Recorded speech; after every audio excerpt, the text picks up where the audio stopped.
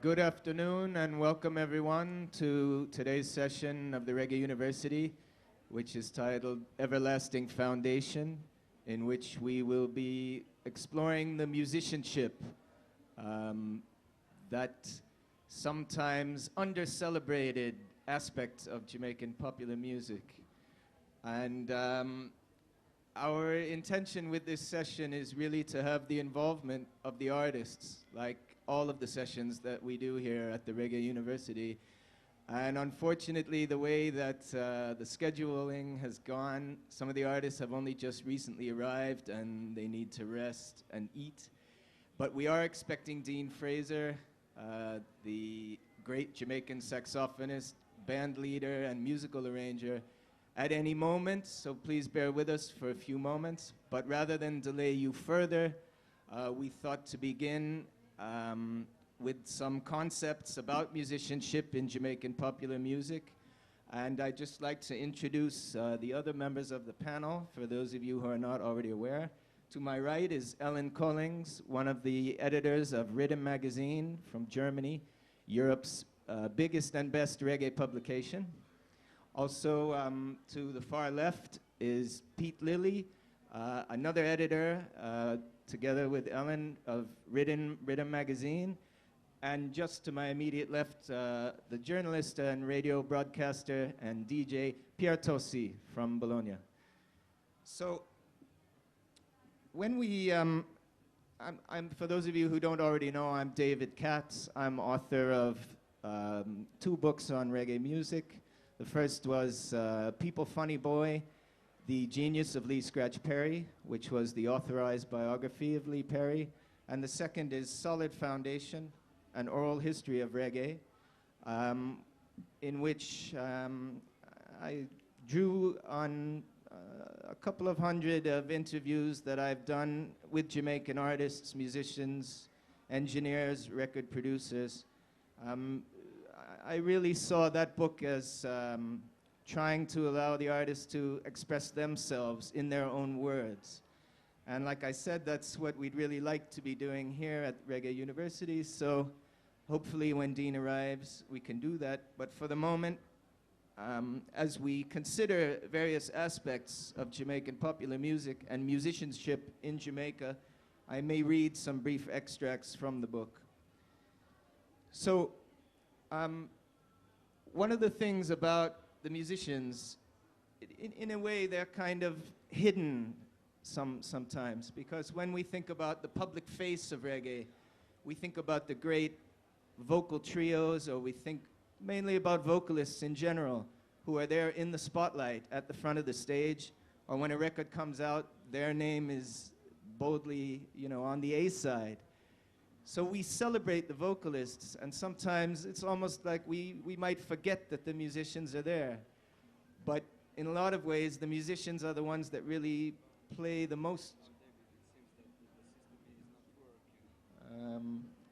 Okay, excuse me while we pause for some technical difficulties with the translation equipment. So.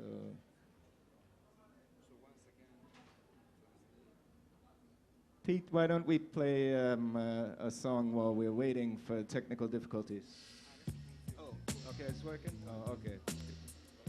Okay, it looks like the translation is okay. So,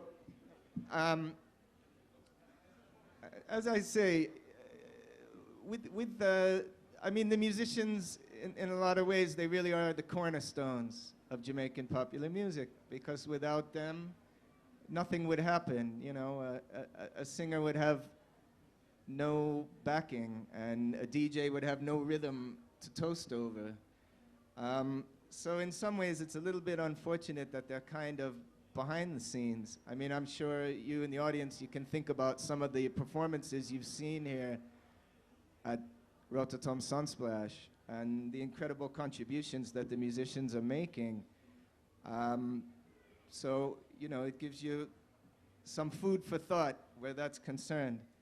But I guess when we're thinking about the early days of Jamaican popular music, the Jamaican music industry, in terms of records that have been released, It's just about 50 years old. But of course, there was music in Jamaica long before that. And one of the things that sometimes people aren't so aware of is the role of jazz as a great influence on Jamaica's popular musicians. So, yeah. So for instance,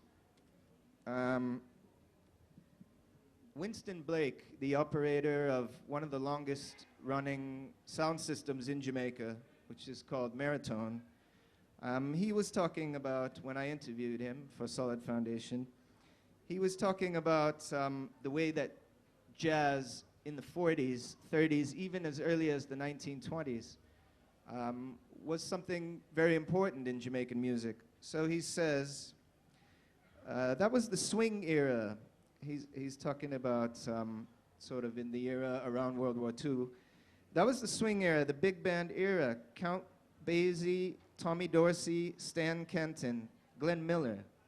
The formative bands in Jamaica played that music as dance music. So, you know, who were these groups at that time? Who were some of these musicians? Well, it emerged that chief among the island's hotel groups, where a lot of jazz was played at that time, there was a band called the Arawaks, which had a pianist named Luther Williams. There was also a band led by the saxophonist Val Bennett, he had a big band, jazz band from those days in the early 50s and late 1940s. One of the key groups was also Eric Dean's orchestra.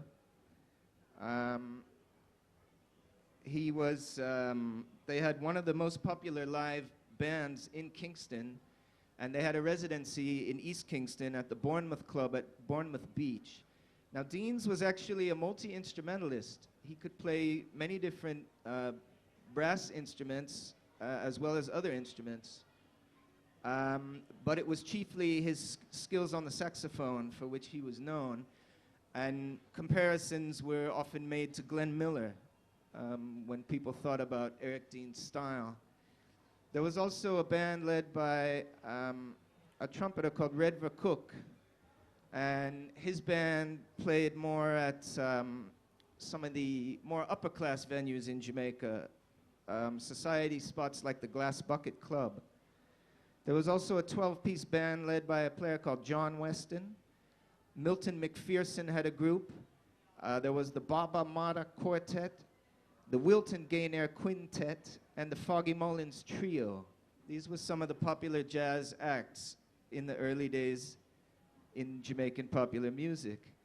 Now, Wilton Gaynaire was someone that moved to the UK and eventually made an impact in jazz music in Europe. And there's a rich tradition of Jamaican players going abroad from these early days and making a big impact outside of Jamaica.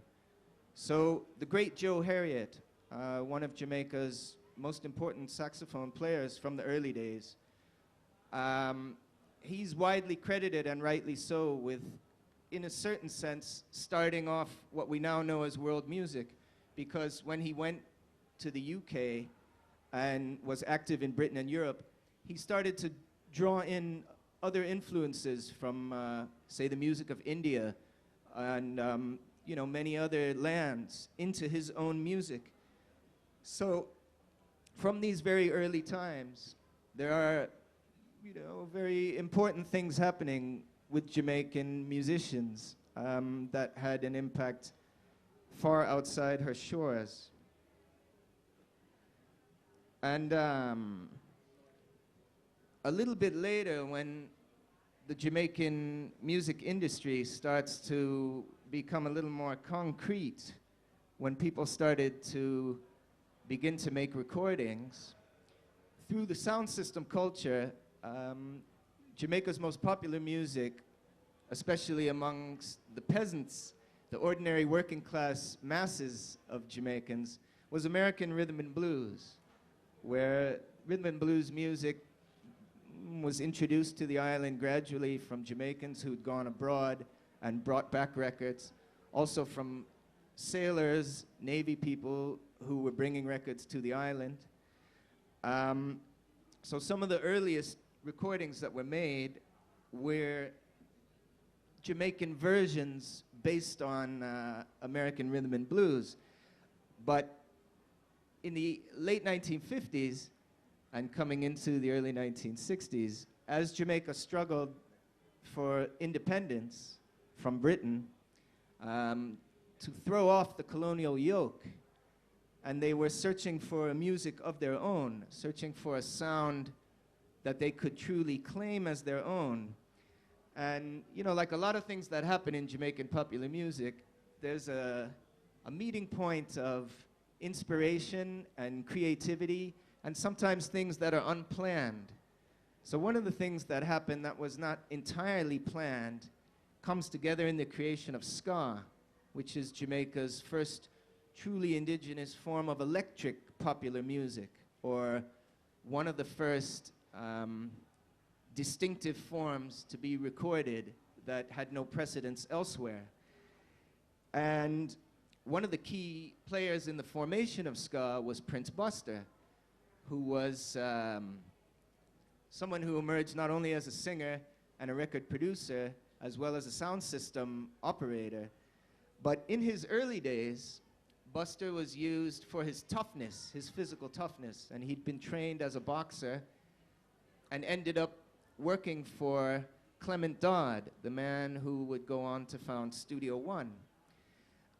But the way Buster tells it, he became frustrated while working for Clement Dodd on sound system because of elements around, surrounding payment and financial recompense. So what he decided to do was travel to America to get his own stack of rhythm and blues that he could bring back to Jamaica and start his own sound system to beat his former boss at his own game. That's Clement Dodd with the Sir Coxson's downbeat sound system, and also Duke Reed, who then had the biggest sound system on the island, which Buster had some ill feelings towards because of some bad blood that had happened, where a sound system that he used to support, called Tom the Great Sebastian, had been basically bludgeoned into submission by Duke Reed's violent henchmen. But what Buster says happened is, so his original plan was he would travel to America, buy some American rhythm and blues, come back and establish his own sound system. Unfortunately, or fortunately as the case may be, because he was denied the travel permit to go to America and taken out of a selection team for farm work, he ended up seeking out some Jamaican musicians that he knew as very talented people that could come up with a different kind of music, a different style of music. So he says, I'll read you a quote from Buster. "I went to Drumbago at the Baby Grand." Now he's talking about the drummer, Arkland Parks, known as Drumbago. So he says, "I went to Drumbago at the Baby Grand, a drummer who I know for a long time. Tell him I would like to make some music. You don't have an abundance of Jamaican rhythm and blues, and I know that they did buy from them, that they played as exclusives. So Drumbago and me talk, and then me and Teddy Chalmers would go up in the early evening and rehearse with him, show him how we want it done." This was in 1959. He says, the musicians that were there didn't play the music that I wanted because the Baby Grand is a club where people sit down and eat and get up and dance with wife and girlfriend. So the music was somewhat different from what I introduced. But Drumbago, being an instrumental man, it didn't take him long to understand what we were moving to. We went to JBC studio with Rico, the great trombonist Rico Rodriguez, and we make a tune called Little Honey. That was the first tune I ever made on record. So what Buster says is, he knew he had to do something different. He was denied access to this trip to America to get the rhythm and blues that he was going to bring back to Trump Coxon and Duke Reed on sound system. So he thought, I'll go to Drumbago, because Drumbago is an instrumental man. He's going to know exactly what I'm talking about when I say I want to do something different. So this is why, you know, this is just one example of the way that the musicians are so crucial. But please join me in welcoming our very esteemed guest at the far right, the ace saxophonist, band leader, producer, arranger, you name it, Dean Frazer.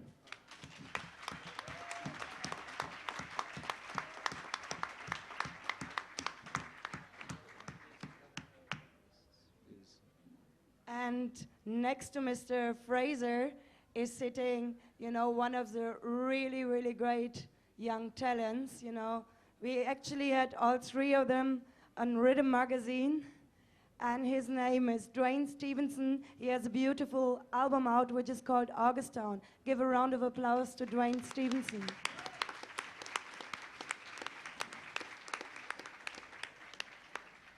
And next to me, the man who is royal, not only she is royal, he is royal. He is the son of Jimmy Riley, and welcome the great Tarrus Riley.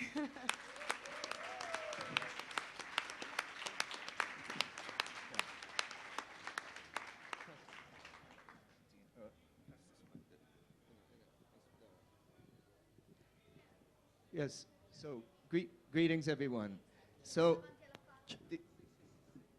the topic of today's session at the Reggae University is musicianship, the everlasting foundation.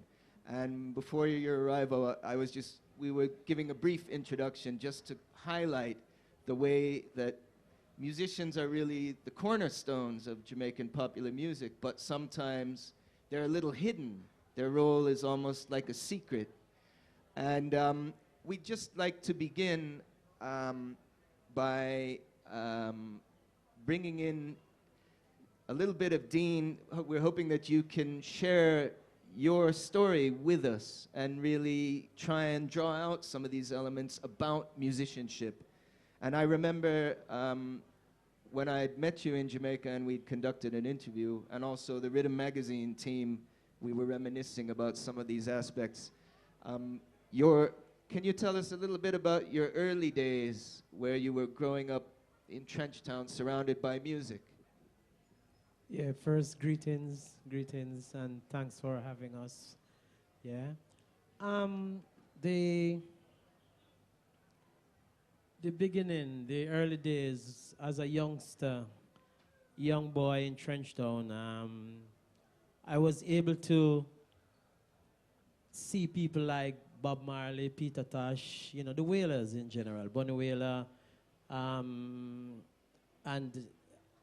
have an opportunity. I mean, this was like, this would make our day when you're in your house and somebody passes and say, Bob Marley, Wailers are come. So we used to just run outside and just stand on the street side and wave while the Wailers drove by. And, you know, they were going to get their regular exercise. They were going to play football. You know, they were just going down to Boys Town, where that's a famous football club in Trenchtown, where they would, you know. And, I mean, at that time, I had nothing to do with music. About how old were you? Like 13, 12. You know, I had nothing to do. But then in a couple of months, I started to learn to play saxophones. And, you know, after doing so for about a year, I played with what you call top 10 bands. Bands that played only music for dancing, right? But that really bored me a lot, you know.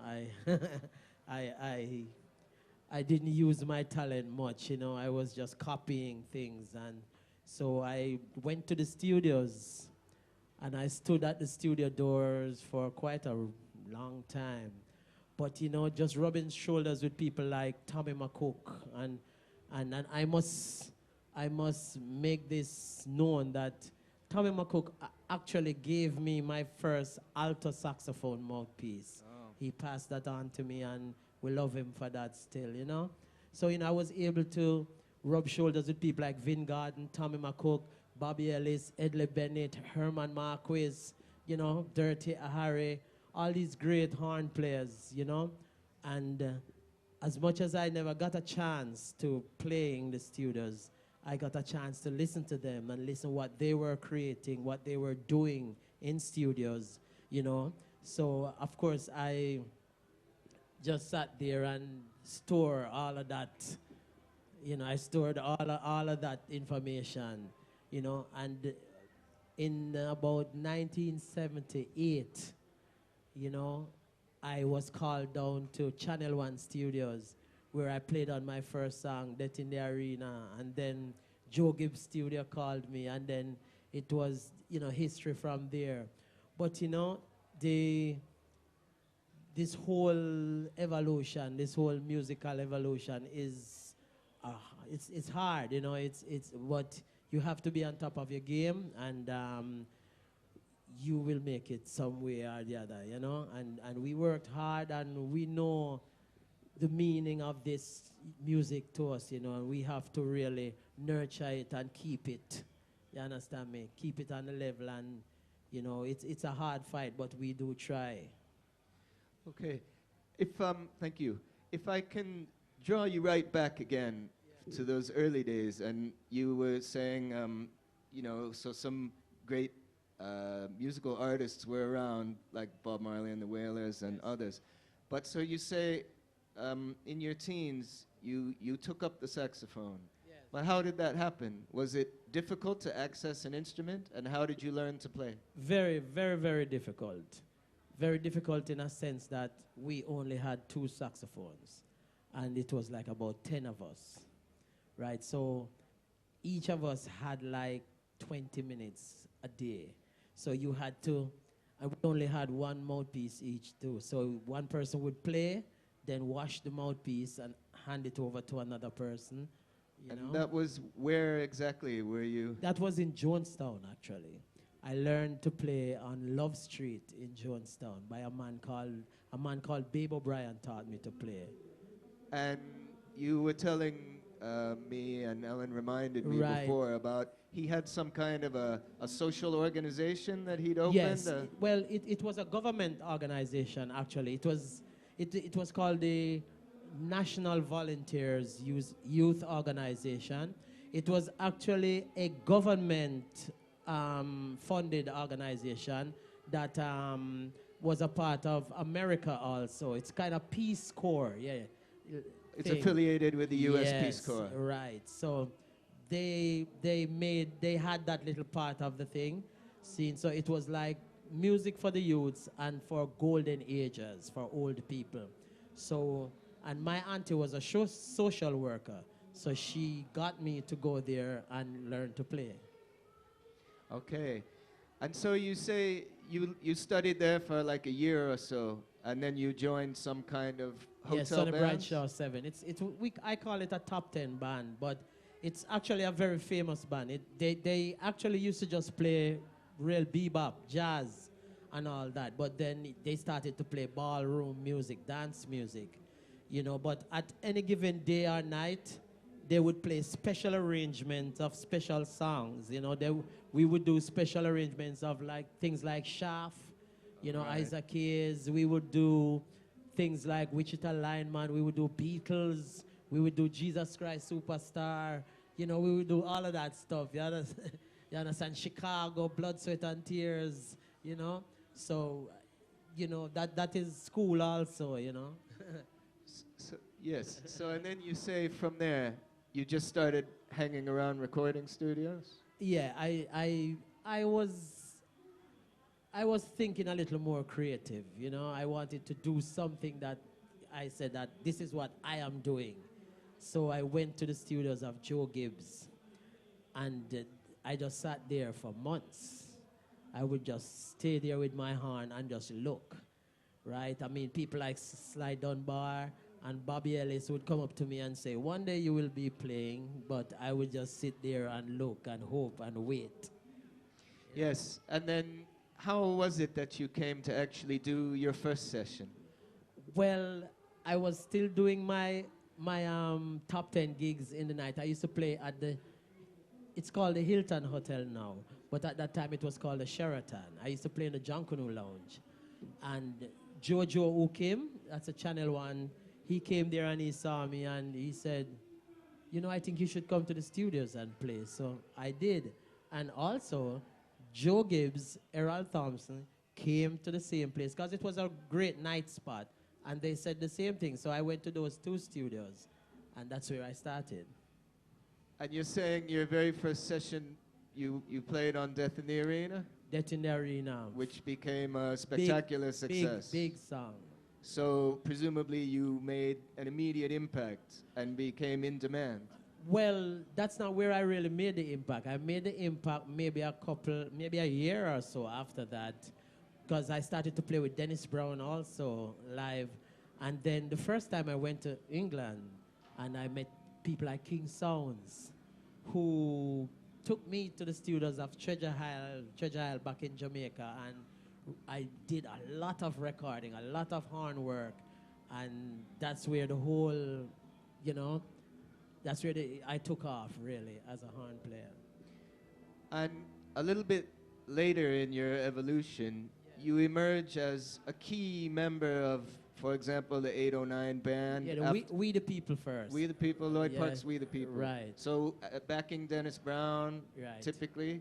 Right. And would you say, so Lloyd Parks was the band leader, more or less? Yeah, Lloyd's band was, we were like the thing. We were like the big thing, you understand me? And Lloyd asked me to join up, and myself, Nambo, and Chico, who the same man thought all 3 of us to play. So we just decided, okay, let's be the horn section. See? So that's where Ras Brass came from. I mean, we were named Ras Brass by Chalice, actually, because we played a gig with them, so they introduced us as Ras Brass. But Lloyd's band was where we really started to create that impact as a horn section. And then also, that same period, the band, and specifically yourselves in Ras Brass, really helped to bring Dennis Brown's career to a next level internationally. Exactly. So, and then what kind of happens from there? There's a point where you're no longer really playing with We the People? There was a point where between the horn section, the keyboard player, we decided that we wanted to do something by ourselves. We wanted to be a unit by ourselves. So we created 809, right? Right. And then 809 also became something very spectacular, right? And we did major tours through Europe, Asia, everywhere, right? Then the big thing came. Luciana came along, Shaggy came along, Muta Baruka. So, I mean, the musicians from 809 were so equipped that actually 4 or 5 different members of the band became band leaders of other bands. Aha. Yes. Can you talk us through who went where and what happened? Well, Mikey Fletcher, the bass player, and the drummer, Paul Castick, the keyboard player, went to Shaggy. Gibby Morrison, the other guitar player, he went to Muta Baruka, right? I went to Luciana, right? Nambo went to the Burning Spear. Chico, they went to Burning Spear and Wailers. So, the band... Yeah, there was that definite link with the Wailers. I remember, for example, when 809 band came to America, when Ziggy Marley and the Melody Makers... Yes, we were the band. We were the early band for Ziggy Marley and the Melody Makers, yes. So since you've brought up your link with Luciana, maybe you can tell us how did it happen and then its evolution, because it's been quite, as we said, the title of the session, Everlasting Foundation. You've been there right from that time until now. Yeah, well, that was easy. I hooked up with Luciana through Fatis Borrell, of course, whom I was, co-producing in the studios for him. And of course, we cite Luciana as one of the budding artists, and we, he got the deal with Island Record, and we co-produced his album, Where There Is Life. So Fatih said to me, we need a band now. So I had to get the Firehouse crew and basically sat with them, and I walked them through the whole thing of being a a band on the road, because they were actually a studio band. So I had to walk them through to being a band, to go on the road, to do concerts. And we spent about a year rehearsing every day with Luciano until we came out. Burning, of course, you know. Yes, I have some questions for you around the way that the musicians relate with the artists, and then we can also bring in your colleagues here. And also, Pierre has a question about jazz musicianship and how it relates. So, Pierre, why don't you... Yeah, my question is, we know when you're doing your opening acts as for Luciano, you like to do from time to time jazz solos. And David was reading something about the importance of a jazz background for so many horn players in Jamaica. And I did talk with Rico Rodriguez and Cedric Brooks. And when people reggae listeners are reading reggae histories about this connection between reggae and jazz, are supposing it's about dance jazz like swing. But I know, for example, Rico and Cedric were deeply into very deep experience as John Coltrane and Sonny Rollins. So my question is, how important is jazz in your musical formation and in your musical vision? Okay, thanks. Jazz has always been a great influence on the Jamaican musicians, especially horn players, right? So we have had very great, especially saxophonists, Joe Ariat, Guineer, McCook, Sterling, you know, you name it, Alfonso. And it's a tradition that a lot of us younger horn players try to, you know, keep. Well, you know, I only went part way and stopped, actually, you know, because I didn't really go fully through the whole sequence, you know. But the background, the jazz background really helps you a lot. It helps your, you know, your thinking, you know, because, you know, to improvise is to think, you know, and this whole jazz sequence really does a lot for us. And I do listen a lot. I mean, Coltrane is one of my favorite, of course, right? And I like Wilton Fedler. I like Jazz Crusaders. You know, I like David Sonburn. So I do listen a lot to this stuff, you know. But on the other hand, I listen a lot to guitar music. You know, I listen a lot of Earl Clue and Lee Ritner, you know. So yeah, I listen a lot of guitar music. But the whole jazz influence has really created a big effect on us Jamaican musicians in general. You know, we have always find the time searching for all of that stuff, you understand me? So as much as we do our reggae stuff, I mean, sometimes we really sit down and just hang out, improvise, you know, do what we call jazz, but you know, it has always been an influence. Being curious about you listening to guitar solo, it's so you like guitar harmony and you have ideas from your way to play sax. Very much so. Not only play sax, but in my productions, and you know, this is where we create little things that has effect on our music, you know. So like chords, like atmospheres. Atmospheres, okay. Of course. We're talking about acoustic licks. You understand me? We're talking definitely about compound timing. You know, so you know we'll have our reggae track going, and we just spread compound timing across it, and then we'll create something different. We'll create a sound that, you know, people would like. Hey, what's that? You know, but it's come from listening. It comes straight from listening to all of this, you know, improvisation by these great, you know, musicians, you know. I suppose when one listens to albums you've done, such as The Dean Plays Bob, when you do saxophone interpretations of Bob Marley tracks, the jazz element is completely obvious. But I think, as you rightly said, in your own musical productions, there's also that strong sense of melody and a complex interplay. So I wondered, do you play other instruments other than saxophone? No, I tried to play the whole line of saxophones, baritone, alto, soprano, everything, right? But I was stupid not to learn another instrument while I was growing up, you know? Because I didn't have someone to tell me that I should, you know? But also, isn't it a little uncommon to play every sax, because some people have difficulty even mastering just one? Yeah, it is a little, yeah, because the mouthpiece, right? So it gets your embouchure in trouble, you know. But if you do, well, it seemed like my teacher, he did all the saxes. And while learning to play, I really started to play clarinet first.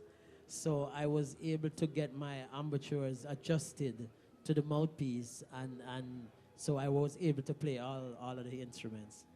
Okay, so why don't you tell us a bit about your own productions? How did you begin producing, and who did you work with? Well, I started a long time ago. My first song was a big hit. Right, my first song I did was somewhere around 1979. I didn't know what I was doing, I'm telling you the truth. I didn't know anything that I was doing.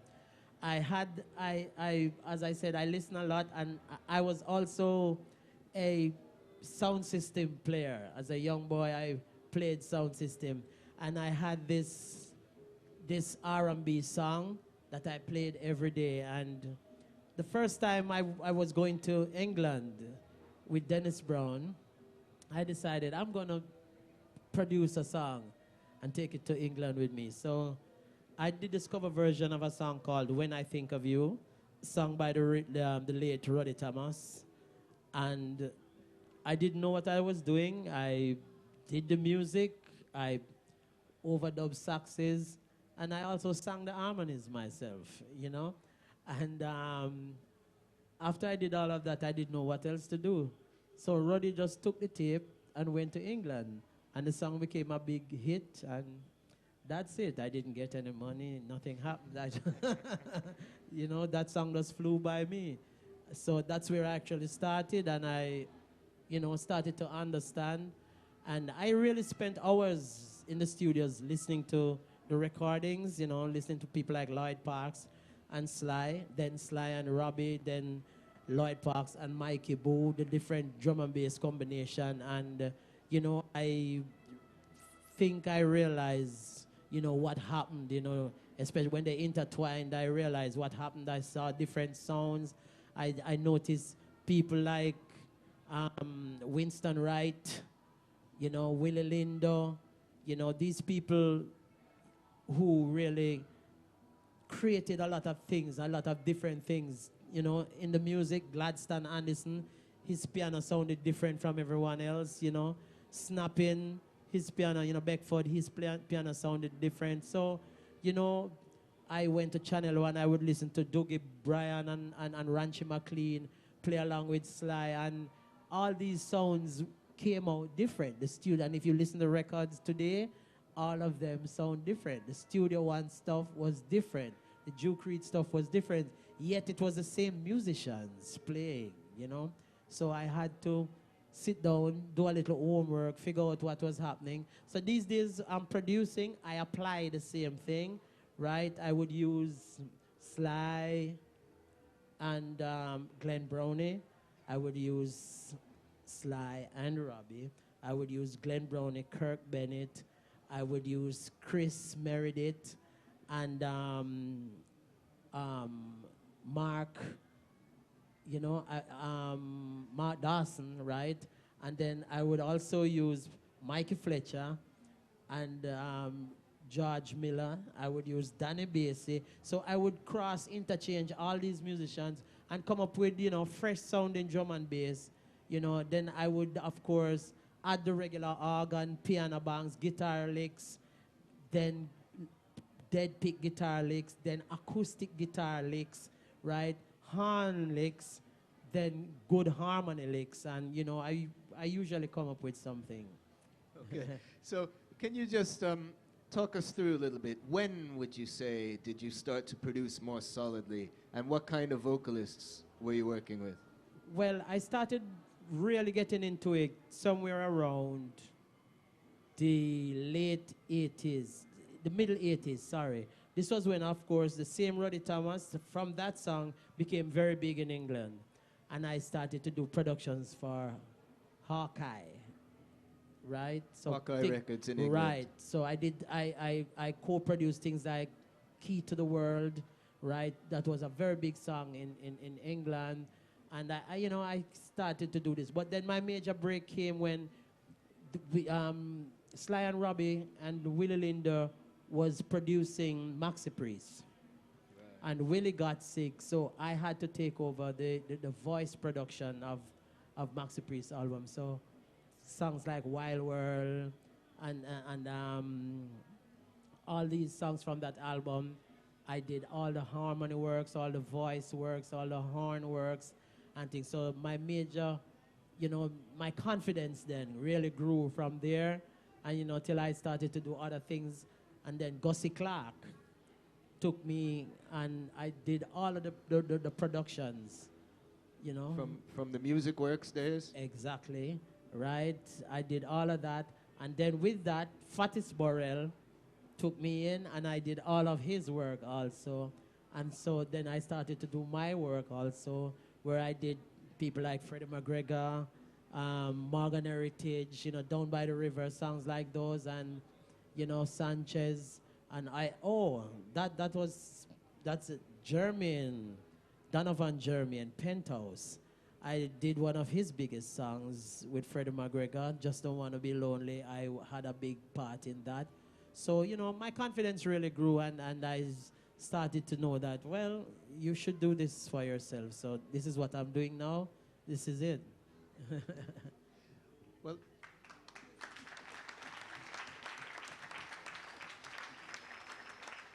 Well, before you pass the microphone to Duane Stephenson and Tarrus Riley, maybe you can just give us a little introduction yourself about how you began working with them and why, and what are they like as vocalists and artists? What are they like to work with? Okay, they are great young artists, but first they're great young songwriters, which is most important, And I call him the singer's voice,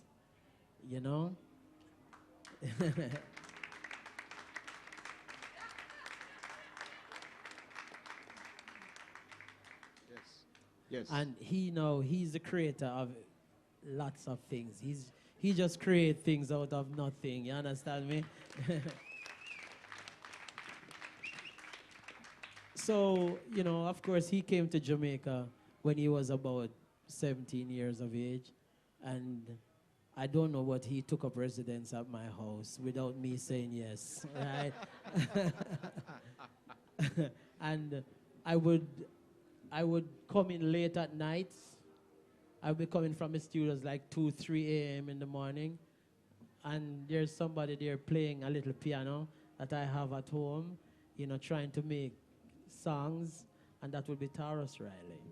Same, and as I pass, I would listen and I wouldn't say anything, and then one day I said, you should record, you should start singing, right? So he was afraid, but I told him seriously, you should start, right? And we started there, of course, with his first album, Challenges, and the rest is history. Now, Duane Stephenson, he came from a group. He came to me one day and said, well, my name is Duane Stephenson, blah, blah, blah. But then one of the reasons why I paid him attention was that his uncle and I went to school together. And I also was the person who took his uncle to play in that same band, that same dance band that I was playing in, right? So when he introduced himself and said, well, Michael Rutherford was my uncle, I said, okay, because I knew Michael Rutherford as a great singer. So I said to him, okay, let's hear you. And he says, well, he's in a group, and, they would like to be produced and all of that and that. So I gave them an audition when I said sing. And they were sounding a little R&B like. And I told them, say, no. We want to create a Jamaican perspective, you know? And so I asked them questions like, have you ever heard of Whalers? You know, you have groups like the Diamonds, the Paragons, you know, the Melodians, you know. So I named Jamaican groups to them that although they, of course, you know, as I said before, the Jamaican music, we took a lot of stuff from the early bebop and R&B stuff. So all of these groups, you know, pattern groups of the early 60s and 70s. So, you know, I said, but all of these groups came very original. Eptones, everybody came very original and had sounds for themselves. And I said, I think you guys should do the same. And then he sang a song for me called Ghetto Pain. And I said, well, I am going to record that song now. See, so we started there with Duane Stephenson and Twices, of course. But then, you know, after a couple of years, you know, the Twices situation got a little funny, and we decided to just produce Duane himself. Okay. And there's from Augustown. Okay.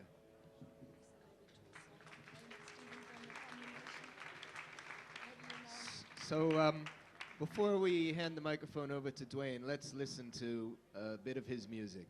So when them send us A combination with Tarrus Riley and Duane Stephenson. No, them I worry about the fire we blaze. Them say we burning Mr. Backra's wall. Them say we burning Mr. Backra's wall, yeah. Cause Mr. B used to smile before, is what. We had no friends no more. We used to cool when I'm asleep, your floor. All of a sudden we no white dreams no more. But then again I'm no longer poor.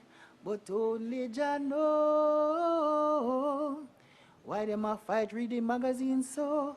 Only Jah know. Why them a fight Riddim Magazine so? Only Jah know. The burdens we have to bear. Only Jah know. But dirty Babylon we just can't fear. Yeah, well, this is Duane Stephenson from Augustown. I mean, I say big up Riddim Magazine every time. 2008 to 2008 and on. You see me?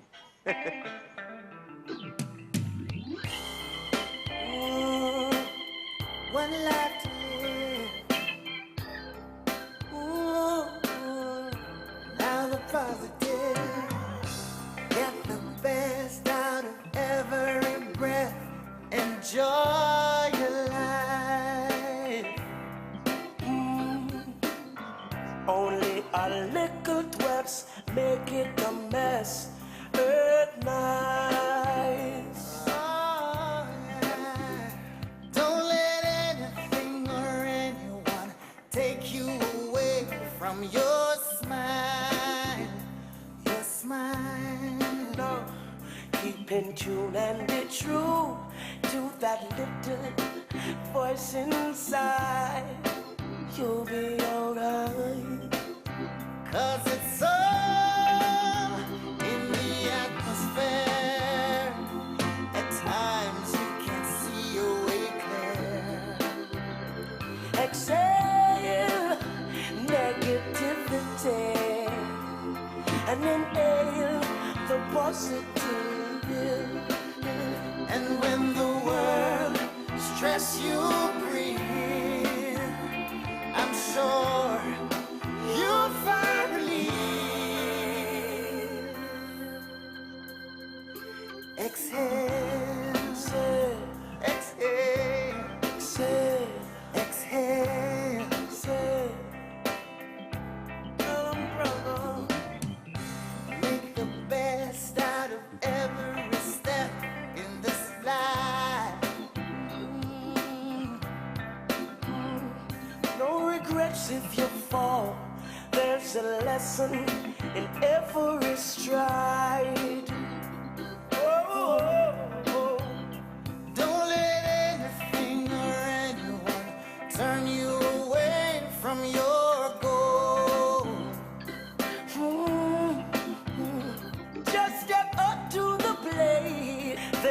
great strength in your soul.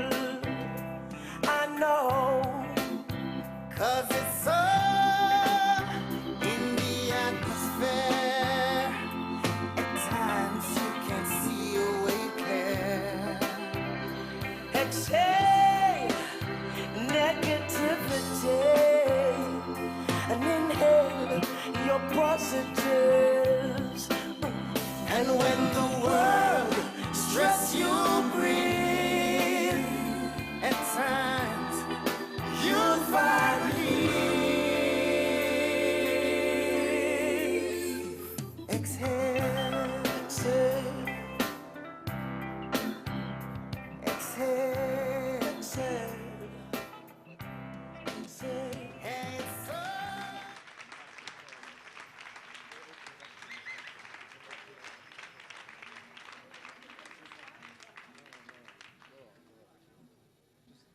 Okay, so you heard this wonderful combination, Duane Stephenson and Tarrus Riley, Exhale, from the album from Augustown. And I still want everybody to give a big applause to Dean Frazer. You know, when I looked,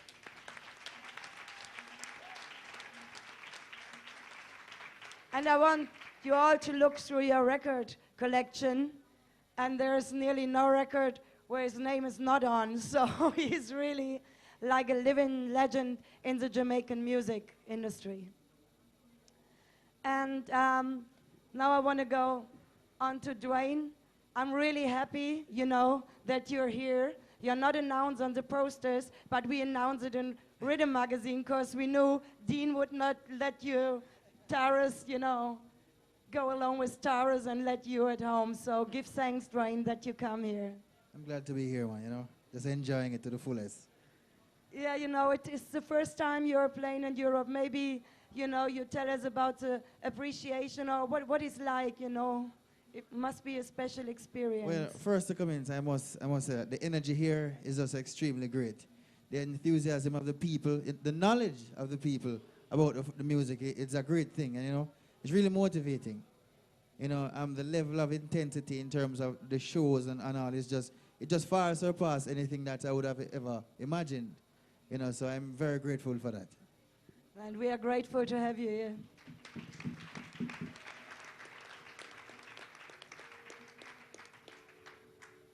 And Duane, Dean mentioned the song Ghetto Pain before. And when we did the interview, I was really so astonished when you said when you wrote the song. It's quite a while ago, this strong tune. Maybe you tell us something about it. Well, I mean, you know, this song was written when I was about 14 years old. That's a whole lifetime ago, so to speak, you know. I mean, it was just a reflection of all that was happening at the time, you know. And I mean, yeah, a lot of times, you know, you go through certain situations and, you know, I mean, your situation is not unique. But, you know, if someone, you know, don't live the situation, then they say, well, I understand, but. So as long as there is a but, you know, they don't truly understand, because if they understood, then clearly it wouldn't have been a but, you know. So it was a reflection of what was happening, and music is just my format of, you know, getting myself out here. It's basically like my diary, you know. So I guess I just went to a deeper place when Dean said, you know, well, let's cut the R&B, you know, we need something local. That was pretty much the only thing I had. And Duane, I wanted to go a little back, you know. So when did you become aware of your voice, which is really extraordinary? All the people keep on talking about it because, as Dean put it, it's really such a wonderful, clear singer's voice, you know. It's crystal clear how it comes across. So when did you think, oh, okay, I could sing? You know, I can't exactly put my finger in it. I just remember my uncle dragging me out to his friends. He said, sing something for them, man. Sing something. He can sing like me, you know. So, I mean, I guess I always figured what, you know, I never really had the nerve fight when I was younger. I mean, I did one or two things while I was between 8 to 10, but then I totally abandoned it until almost the end of high school, when I became a part of a performing arts group called Kathy Levy Players, which was basically a school for me. And I only went there because girls were there. You know, the rest was just luck. You know, so I mean, at an early age, but I never really had much interest or, you know, I never had any nerve fight then. But as time progressed, you know, I realized that this is really what I wanted to do. Yeah, and when we did the interview, since you mentioned the Casey Levi players, and it was kind of tough, you know, because the school had to be paid, and you came like more from a poorer background. So how did you, you know, manage to do all this? This must be like a challenge. Well, I mean, it is, you know, but you know what they say? The strong will survive, you know, and you just need to know what you want and be prepared to work hard for it, you know, because while I was in Catholic Players, bills always had to be paid, you know. So my lunch money and money to go to school was basically to pay the bills. So many days, you know, I got your hungry and thing, but I know what I wanted, you understand? So, I mean, there are many times when they put up the list of people that are owing bills, I was like a permanent fixture on that list, you know. You know, but beyond that, you know, it's just hard work. And I mean, anything you hope to, I mean, progress at, then you always find that you have to sacrifice. You know, nothing comes easy. And whether you're rich, poor, middle class, whatever, you know, the minute you want something, it's always going to be sacrifices. But I guess when you have no money, it's a little bit harder. It definitely is. And out of the KC Levi players, there was this group to ISIS. Maybe you can tell the people more about the group, where you're coming from. When, after, you know, about the third year in Catholic Players, basically what we did there was, you know, we had dance, drama, music, and choir. Choir is a place, I think, that we really learned the most, because you learned harmony structures, or at least how to hold your own. You understand? So, I mean, we were touring all over the Caribbean region, all over Jamaica, you know, as a part of the group. And from time to time, we do quartets together and so on and so forth. I just simply sitting under a tree impressing the girls with the latest Boys to Men song or whatever, you understand? So from then on, we realized that we want a little bit more, you know, because a lot of the people that were in the club went on to be like lawyers, doctors, and whatever. But, you know, there are a few that we wanted to be a part of the art. This is what we wanted to do, you understand? So, I mean, eventually, 7 of us, which was totally unheard of. That's like a choir on its own. Started out to ISIS, you know, and eventually, you know, one member went abroad to live in the States. So we were 6 strong, and, you know, as we said, we started recording with Dean all those years ago, you know. And, I mean, we accomplished a lot as a group, you know, regionally, not internationally, but definitely regionally. And then, you know, after time, I decided that I needed to be a little bit more personal about my music, you know, my message, what I had to say about me, how I live, you know. Because, I mean, you couldn't exactly be a part of a group and come up with From August Town, because different members live different places, they have different experiences growing up or whatever. So I just needed to tell my story, which is why I decided, you know, this is the time. I've done, you know, to ISIS almost 10 years. It's a while, and I mean, any job you're doing, you need new challenges, and so I just decided to proceed to the next thing. Yeah, and before you went, you know, solo and had this beautiful album out, you actually were a songwriter, you know, and you wrote some really famous song. When most people might not know, the Ja Cure song, True Reflections, this really heartical song was written by Duane, you know, so I came across.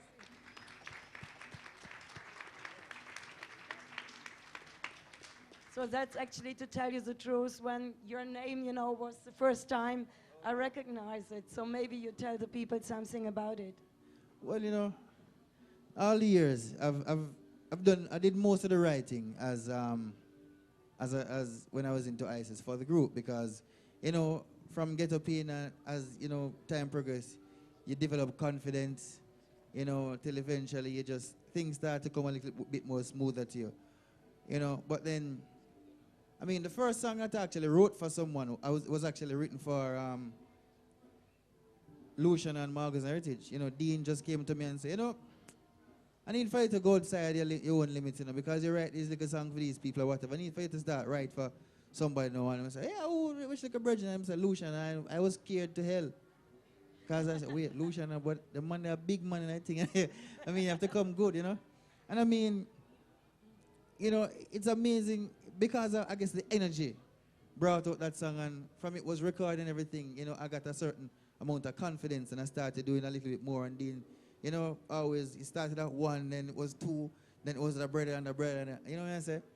So, I mean, a couple months prior to the whole Jackie O thing, Dean actually came up to me and said, you know, Duane, I have an idea, you know, Jackie or and whatever. I say, yeah, I know of him because of his music and whatever. I say, I have an idea for you to write a song for him that, you know, something that could really teach youth something, you know, to steer them away from the whole prison thing and whatever.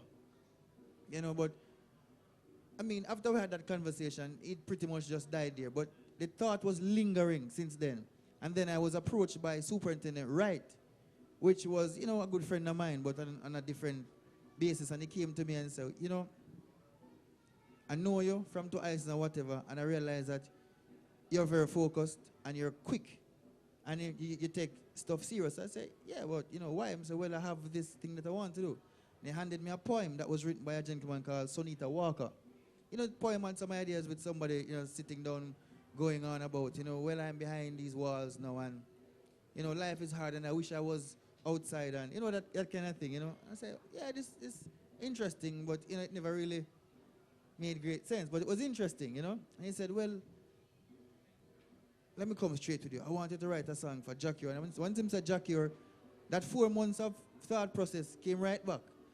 You know, so I said, well, you know, first thing I need to do is I need to, if I could have meet him, one thing I would have a little talk or whatever, to just get an idea of who him be and, you know, what kind of vibe him up and his range.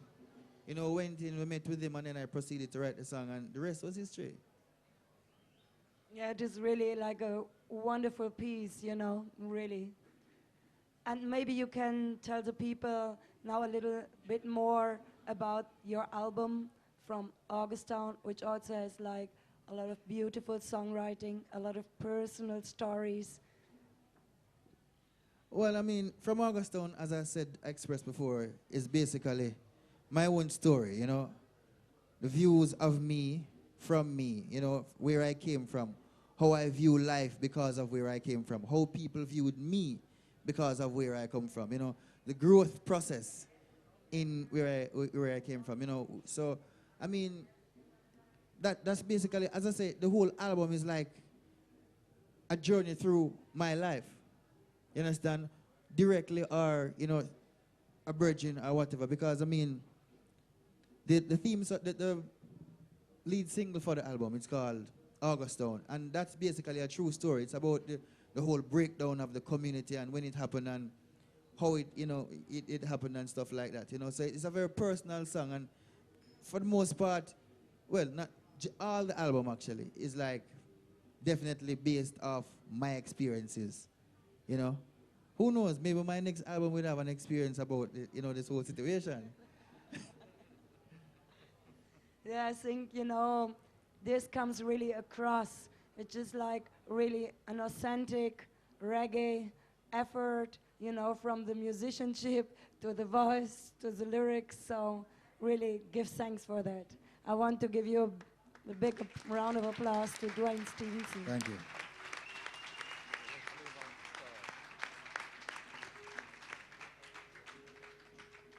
And then, can you pass the mic on to Tarrus? Thank you, Duane.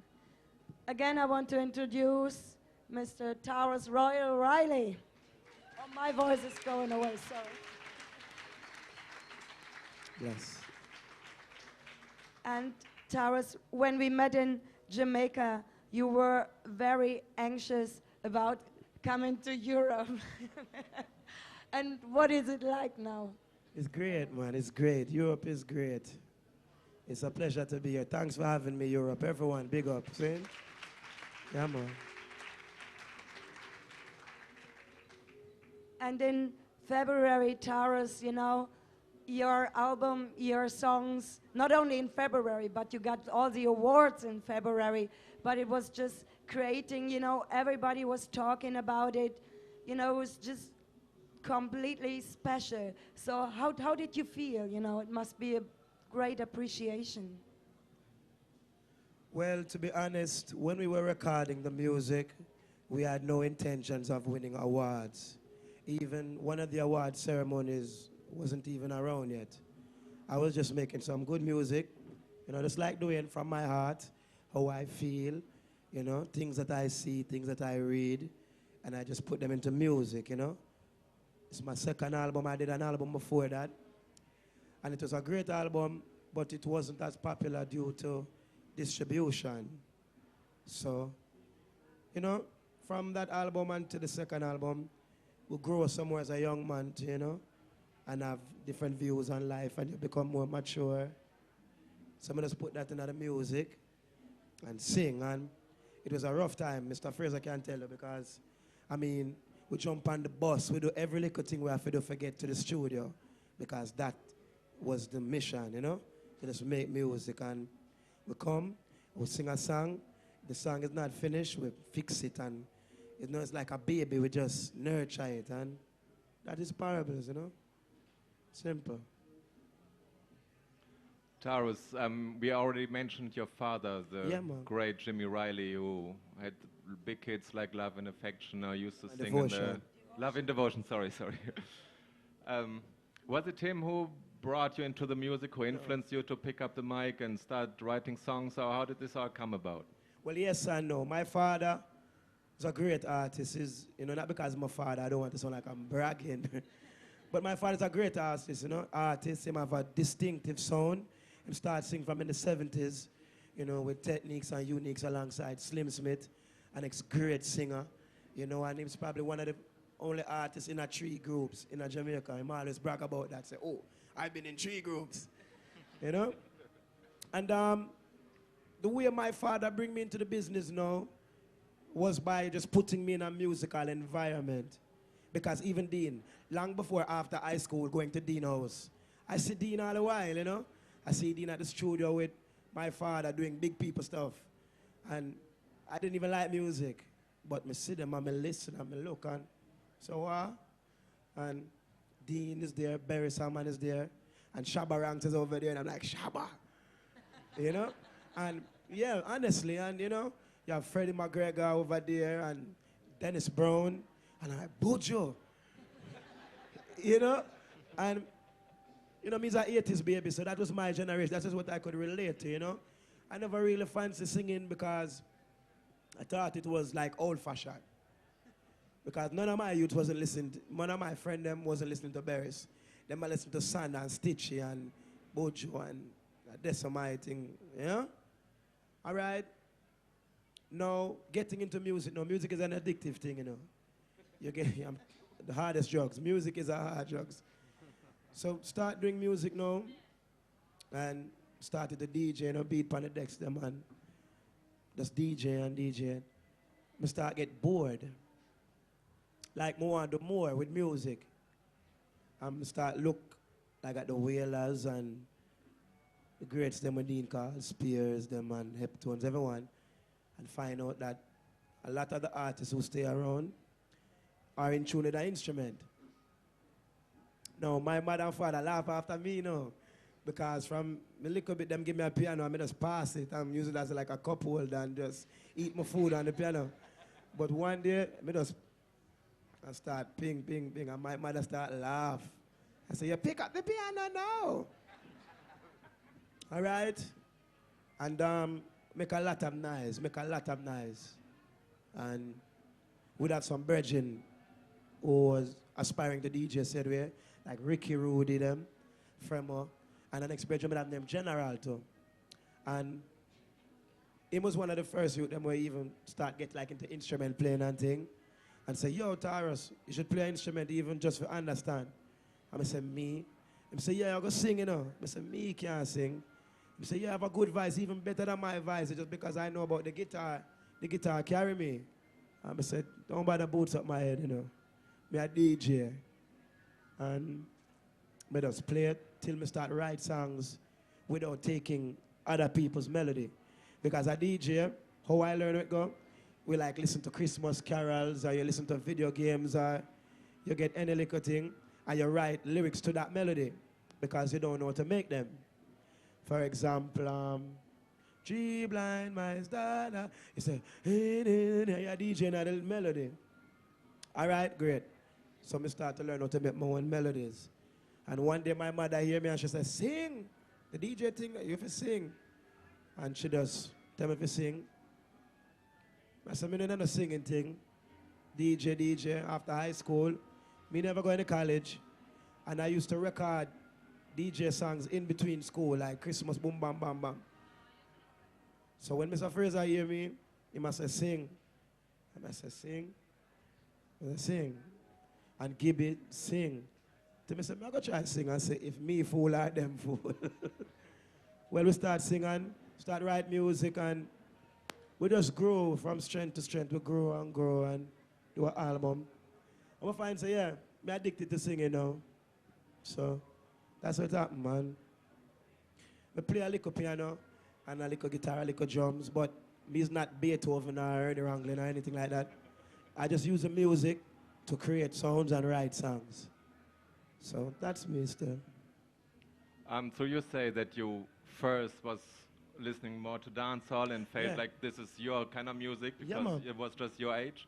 Yesterday we had Daseka here. And they were describing how they produce music, like in a studio that fit like in the corner of a bedroom or something, just a computer and a keyboard maybe. Yeah. So what made you decide to rather go to Mr. Dean Frazer than just, you know, go to one of those kind of cheaply produced dancehall producers? Well, I used to do that. And I used to record for Main Street. I used to record for Gaddafi them. I did that already. But when I started to sing, really and truly, I stopped DJing now. I just stop and said, no more. Next time they hear me, I go sing. That's why I was shy, because I never thought I was ready yet. And my father's a big singer, and like I said, I'm singing Barry Salmon and all of these, man. And I said, no, so I have to make sure that it's, you know, on a level. So it's really Dean say, yo, you ready? And I said, no, sir. He said, that's cool, you're ready, man. And you know? and I can remember something like 10 years ago when your father was doing an interview in Jamaica and he already mentioned you as an artist. Yeah, man. So have you been recording for that long? Yeah, man, I've been recording. I'm telling you, I've been recording from like 11. You know, my story is similar to Dean's story, but it's just different, you know, but it's the same thing. You know, I've been recording like at 11. Willie Lindo did have a project named Push for Your Goal, which is a children's album, like to do some songs to educate you, go to school and thing. I mean, Kashif Lindo did some recording. And, you know, my father had a label to call Love and Devotion, Love and Promotion. And him not even did know I could DJ. I used to just take his tapes and just make Bunny Tam Tam and them vice me and send the tapes to him. And him kind of say, wait, you're bad, man. And I say, yeah, man. And, you know, till him start record me, and I say, record for Main Street, even Stone Love, with Vice. So when I stopped DJing, within myself, I know that we had to take it to our next level. You know, I don't know how, I don't know when, I don't know where. Me just there on Dean and practice and ask questions. Ask him. He can't sleep. I said, Dean, what's this? What's that? What's this? Tell me this. How is that? He said, Tarrus, go sleep. I said, I soon go sleep. What's this? Major, minor, what that mean? Major 7, Tarrus, go sleep. But I mean, that's how it happened. It happened just, my thing is just trial and error. And the next thing I want to tell everybody, not because my father was a singer, it was easy for me, you know? And I don't mean from him, I just mean like, I know what it is to stand up outside the studio and don't get a chance to record, because I'm saying, you think because you're Jimmy Riley son, you can't come record, you have to be good. So I practice and practice and practice and practice. And we're still practicing, you know? Yeah, man.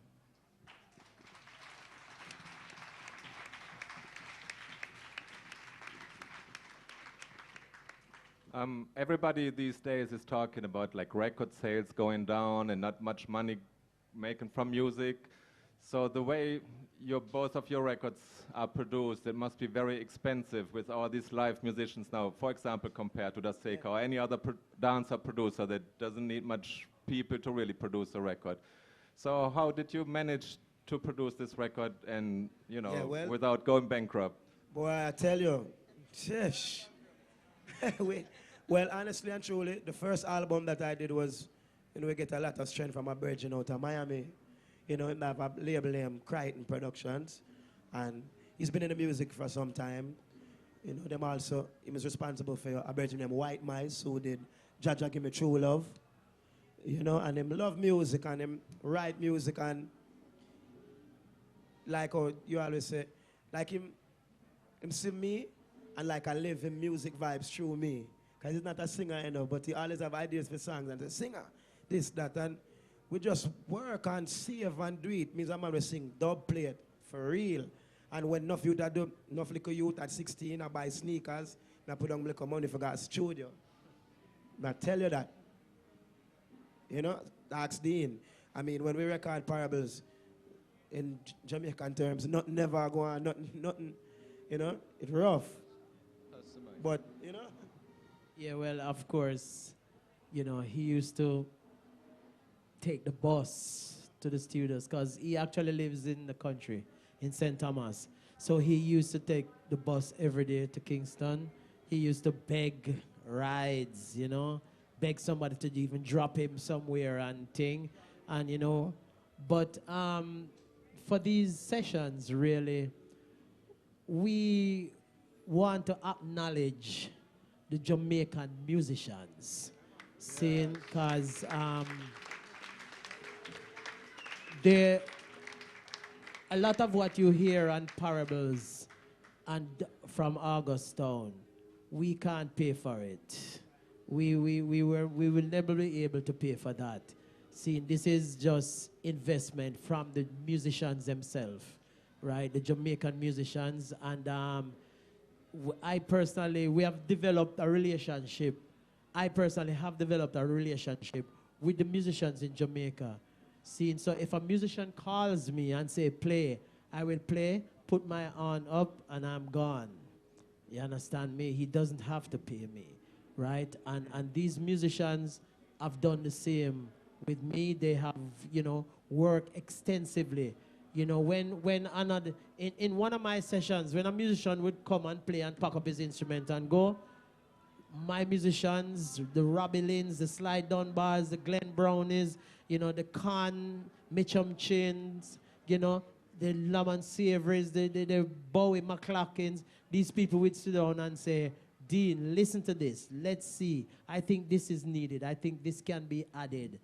Right, so we just have to big up all of these musicians and give thanks to them. Also, these engineers that do the final product of these songs too, Mr. Errol Brown, Mr. Shane Brown, and Rommel Marshall, and Roland McDermott, and Rowan Dyer.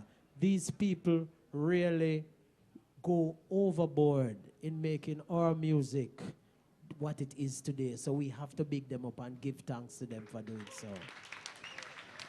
Right, man.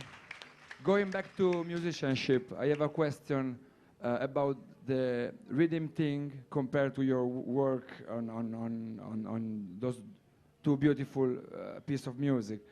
In reggae, I think the rhythm thing is a good way to pay tribute to some very beautiful tune using creativity, but often is an alibi to don't try to do something new. You did create this wonderful live instrument feeling and writing something new, like new songs with very universal messages. Everyone is relating to those topics, to those issues. But you choose a few rhythms, few songs, like, I don't know, the Jaliv and the Prince Allah's Stone, for example. So can you tell me something about the meaning of these particular pieces of music amongst a lot of originals? Okay. As you know, in music, I mean, Tarrus said it, Duane said it. This is your own experience. This is something that you have lived. And as a young musician, when I joined We the People, I remember going to the Majestic Theatre on Spanish Town Road to do a live concert. And this brethren comes along and him say, I man saw a stone just a come fi mash down room. Great big stone. And I am like, this rhythm track is just different. It just groovy. It just, you know, this organ lick in the intro and everything. And that goes right here into the hard drive, right? And then, and then, seriously, and then as a little boy, you know, in Trenchtown, and hearing Jalib for the first time, I was really impressed with the tempo. You know, it was just like, you know, everyone was just smoking for about a week before they laid that track, you know, and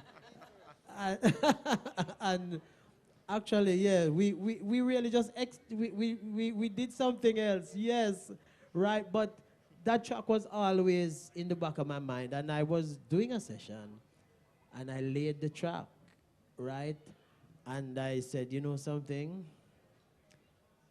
Duane, come, let's see what you can do with this track. I mean, and by his skill, his writing ability, you know, it sounds as if we made the track for him, right? And actually, back to the Prince Allah track, I could not find the track. So I was on tour with Maxi Romeo here in Europe. And boy, I am sorry, I don't remember the name of the sound system that was playing somewhere in France. We were doing a gig somewhere, Marseille or one of those places. And the guy just put on the Prince Allah tune, and I said to him, I need that track. And he just made a copy for me on CD and just gave it to me. So, you know, these two tracks were, you know, they've been lingering in the back of my mind for a long time, you know. So we usually, I guess that's where all of that came from, you know.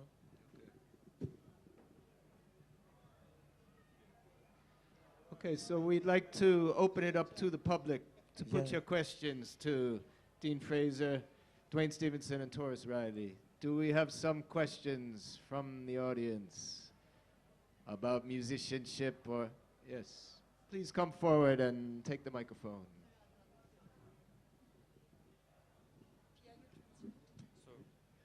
Ma la mia non è una domanda, ma è un contributo a parte a lui, perché ho avuto la prima grossa sorpresa e regalo in occasione di quel concerto, che per me è stata una rivelazione e sono rimasta folgorata. Il secondo regalo ce l'ho in questo momento, vedendo un grande e vedendo dei grandi così semplici, modesti, rimasti puri.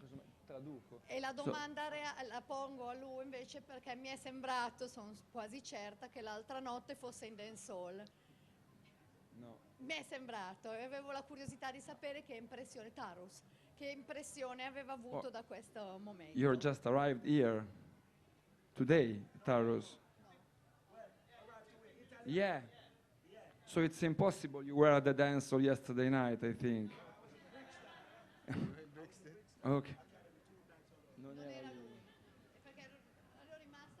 No, she was doing some. She was supposing you were at the dance hall yesterday night, because she was saying big compliments because she was amazed by that particular concert, like Luciano and Dean Frazer, and really amazed, like a revelation, like a gift for her, and big compliments for your humbleness to be here amongst us to share those love and those vibes.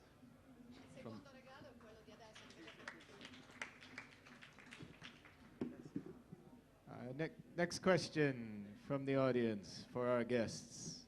Yes. Well, most of my questions have been answered already. I wanted to ask Tarrus about the DJ background on the Love Promotions label. This has been answered, and also with this quality production. Okay, this left one next question from me. The rhythm track for She's Royal has been used recently now for, I think, 3 more tunes from Lloyd Brown, Roger Robin, and the next singer, I think Santa Cross or so. After more than a year from the original release. So how is this connection to the Joe Frazer label, and how this came to happen? Yes, it is a connection, definitely. Joe Frazer and Dean Frazer are good friends. And actually, there's an album being done now, supposed to be finished, She's Royal, with all female singers. And I think there's a remix of She's Royal, my song, a ballad version. So it is definitely the same family, you know, because Joe Frazer gave us a lot of strength in Miami with pushing the album and thing. So it is one link. And next thing about the rhythm, She's Royal, it is originally Money Love from Delroy Wilson. But Mr. Frazer had some hands and kind of play the bass line a little different still. So one big up Delroy Wilson said we here. And it is definitely this one family, man.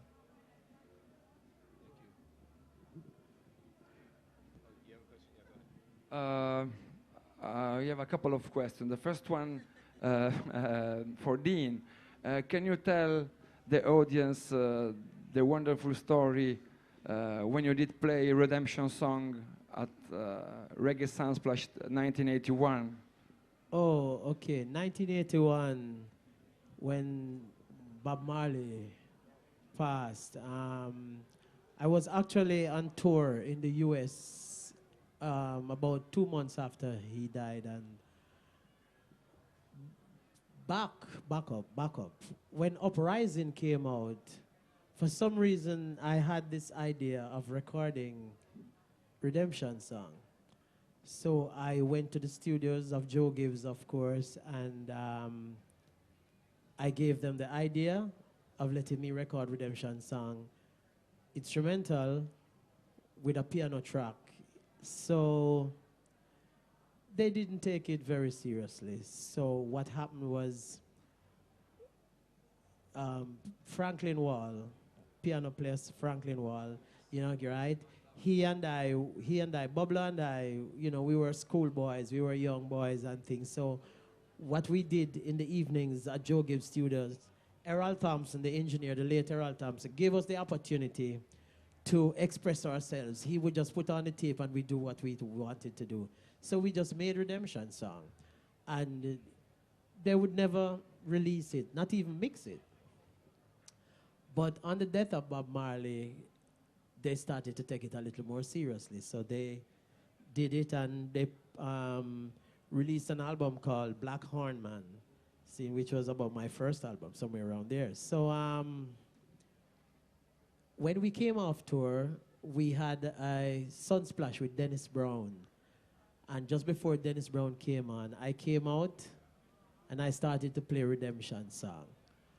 And I think people in Cuba could hear my horn because everything was so silent, you know. Everything went real silent. Nothing moved. It is as if even the trees stood still, you know. And that was really one of the high points of my career personally, you know. And I couldn't walk in Montego Bay the next day, you know. People were just all over me, you know. So, you know, we give thanks again and we love that, you know. And of course, that's how it went, you know. And the second one to Tarrus. So you said you're recording since you were 11 or 12, so probably you did share countless time the mic with your father. Yeah, but for us, he's already knew the Pull Up Selector single, so we'd like to know what's your feeling about that, to share the vibes with your father in the studio, like singing together. Yeah, well, it's a great feeling. First of all, me and my father, our relationship is like two virgin. So it's never like a father-son or son. It's like two brethren in the studio, you know? And to date, me and them have recorded 3 songs. One of them for Willie Lindo, in my DJ days, and 2 of them for Sly, as a singer, me personal. And it's great, man. I'm a father, you know, so I mean, you know, and we make music. So it's just a natural vibes and a good feeling, man. It's nice, man.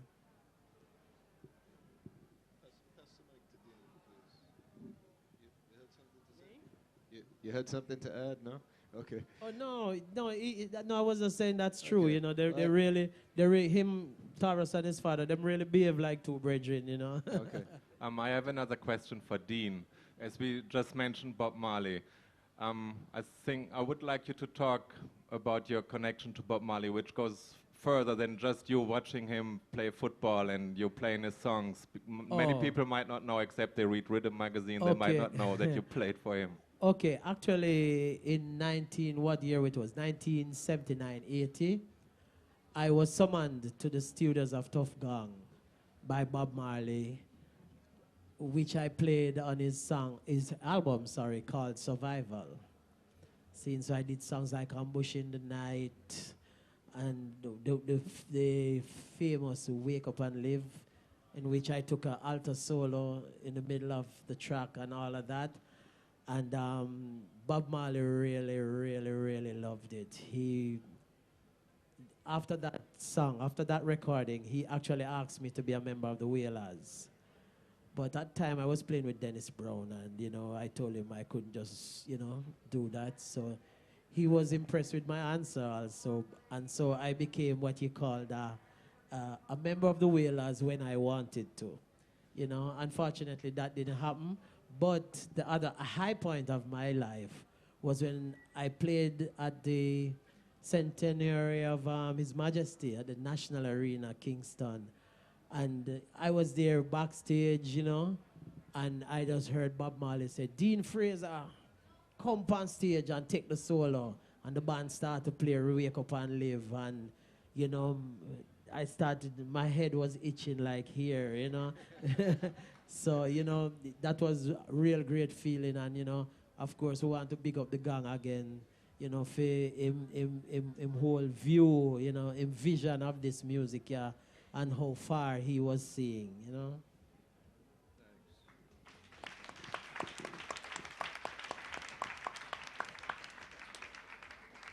Do we have another question from the audience for any of the artists? Yes, please come forward and take the microphone.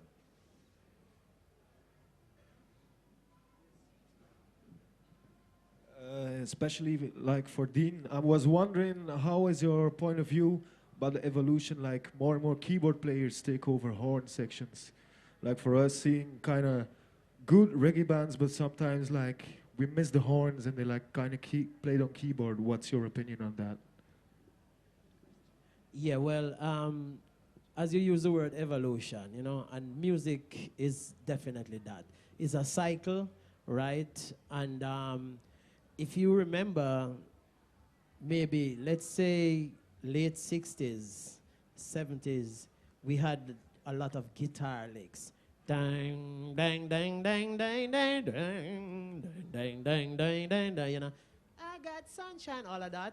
And, you know, it moved, and onto the 70s, we had a lot of strings and French horns and all of that. See, so it's an evolution, you know.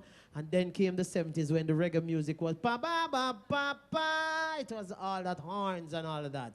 So of course, you know, the youngsters these days, you know, they like synthesizers and all of that. So we have to make a compromise there. We have to blend, you know. We have to be one. So sometimes, you know, although the horns have been neglected in some way, but we have to just stay on top of our game.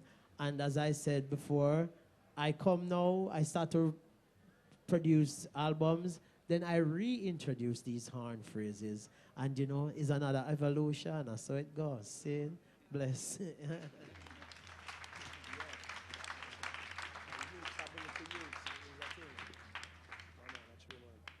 Do we have more questions from the audience?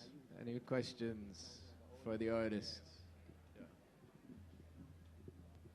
Now again about the acknowledgement of your efforts into the music. I mean, Jamaican music, I think it's a coexistence of bedroom produced fast food and top quality menu like your music. So how is the acknowledgement among the Jamaican audience, not the musicians? I know the musicians and the singers, they do acknowledge, of course. But about the audience, do they know and do they acknowledge, and in the rest of the world?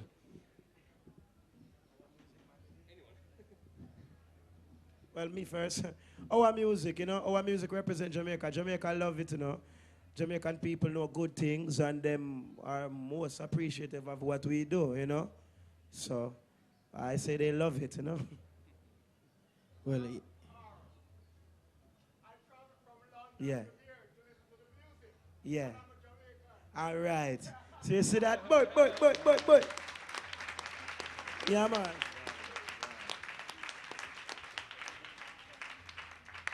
We have to big you up, man. We have to big you up. The next thing is that, in terms of what you call fast food and the great menu, you have to remember, different people like different things. You have some people that you will just never see in a restaurant. It's not their thing. Kentucky and go. You understand? So it's just a vibe, in the dance and everything, when the energy is higher and whatever, them listen to that what you can dancehall music or whatever. But that's just how dancehall is.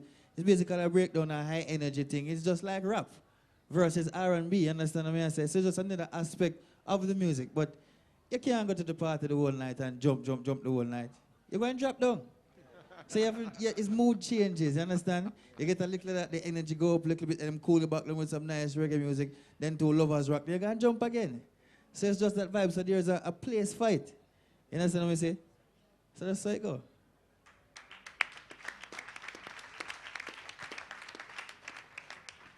Yes, and just continuing, we have to recognize the youth them, you understand me? And in Jamaica, we don't have a lot of outputs, so a lot of these youths sit in their little bedrooms and try to create something to survive, of course, and then we have to take time out to let them do what they're doing, and then we show them, and try to, lead them in a direction where their music will not be disposable anymore, but will be long-term music. So, that's how it goes.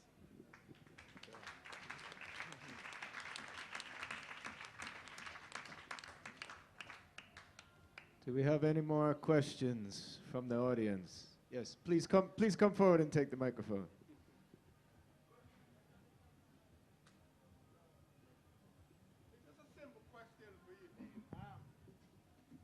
Just a simple, straightforward question for you, Dean. Did you play on Light Parks on We the People officially? No, not on record. No, but live, of course, but not on record. Actually, that song was recorded the same week I went into the band, or was re-recorded, because this song was actually recorded like maybe around 76, 77. But then in 1979, it was re-recorded for Joe Gibbs Studios, with a DJ added to it and all of that. And then at that time, I was a member of We the People band. Just as a passing comment, I'm extremely proud of you guys. Today, I'm very, very proud to be a Jamaican. Very respect, man. Sin. And give thanks for your support also, yeah? A question for Dean. Listening to your own production, I'm experiencing a very joyful flavor coming from, I don't know, my feeling is coming from like country or gospel. For example, I don't know, the very beginning of It's Me Again Jah, with the line taken from the house is not a home. So it seems you like more the major chords than the minor ones. So it's like joyful feeling for the people. Well, of course, that is a good way of stating it. It's Tarrus's favorite way of stating it. But we have to remember, things like country music country music is like reggae music, you know, it's roots music, you know, and country music tells stories same way and everything, and have nice little guitar licks and sitars and steel guitars and all of that, you know, acoustic licks and all of that. So, you know, it's a resemblance, you know. We, of course, we do look across, you know, and it's like you're looking in a mirror. So there's something there, you know. So, because if you notice, Tootsie Bird created a lot of impact in the country music, you know, fraternity. So, as you were saying, of course, we try to think very melodic, you know, because people like melodies. People like to sing along, right? And so when you bring forth the music in this direction and this kind of way, people, of course, will sing along, and it will give them the feeling, as you say, go straight to your heart, you know. You will get goose pimples, you will get everything. So I personally try to, you know, feel that way. If I get that feeling, then I know I'm going in the right direction. Yeah.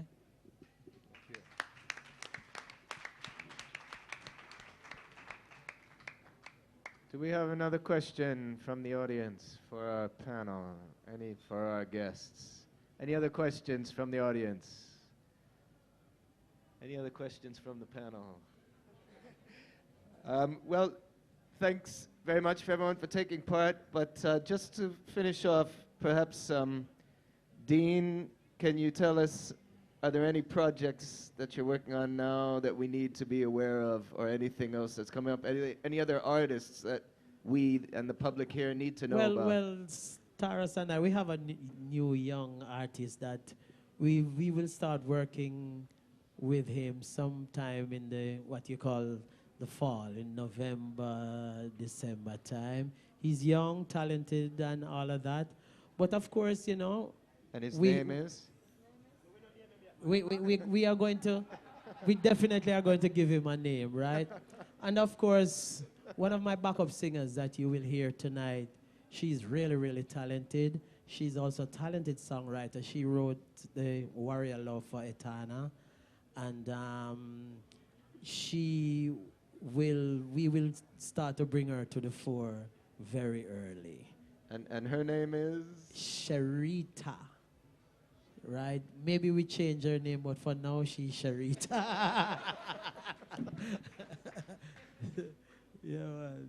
And of course, you know, Tarrus and Duane, yeah, I'll be sending them to the eastern section of Jamaica to just stay there with their guitars, and I'll get them back into Kingston maybe in 3 weeks or so. Okay. Okay, thank you very much, Tarrus Riley, Duane Stephenson, and Dean Frazer.